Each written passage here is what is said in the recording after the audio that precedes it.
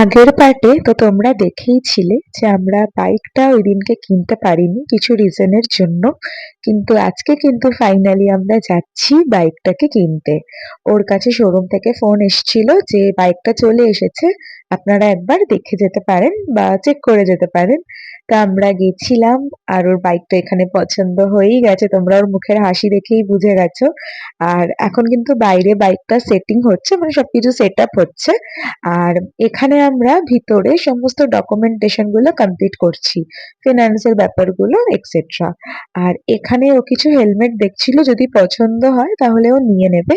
এই হেলমেটটা আমার খুব পছন্দ হয়েছিল, বাট আমাদের না বাইকের সাথে কমপ্লিমেন্টারি একটা হেলমেট গিফট দেবে।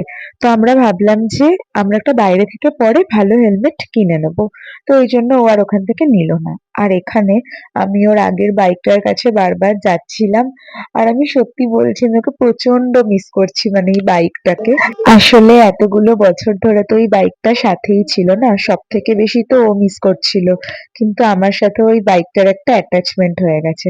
বাট ঠিক আছে, নতুন কিছু এসেছে সেটার এক্সাইটমেন্ট আরো অনেক বেশি।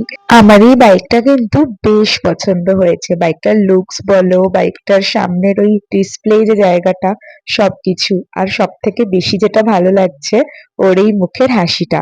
বাকিটা আসছে নেক্সট পার্টে। বাই।